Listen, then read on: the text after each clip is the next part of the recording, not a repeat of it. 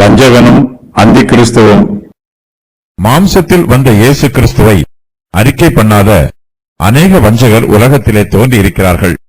இப்படிப்பட்டவனே வஞ்சகனும் அந்தி கிறிஸ்துவுமாய் இருக்கிறான்.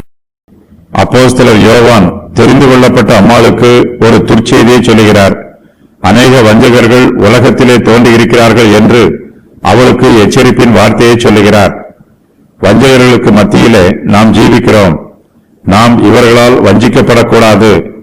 கிறிஸ்துவை பற்றும் விசுவாசத்தில் நாம் உறுதியாய் நிலைத்திருக்க வேண்டும். வஞ்சகரின் குணாதிசயங்களையும் அப்போஸ்தலர் யோவான் தெளிவுபடுத்துகிறார். இவர்கள் மாம்சத்தில் வந்த இயேசு கிறிஸ்துவை அறிக்கை பண்ணாதவர்கள். இதுவே இவர்களுடைய வஞ்சகமான போதகம். கர்த்தராகிய இயேசு கிறிஸ்துவின் ஆள் தத்துவத்தை இவர்கள் வஞ்சகமாய் போதிக்கிறார்கள். சத்தியத்தை சொல்லாமல் பொய்யை போதிக்கிறார்கள்.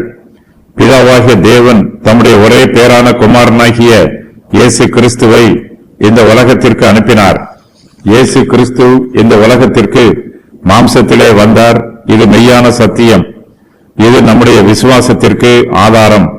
வஞ்சகர்களோ சத்தியத்தை புரட்டுகிறார்கள். நம்முடைய ஆத்துமாக்களை குழப்புகிறார்கள்.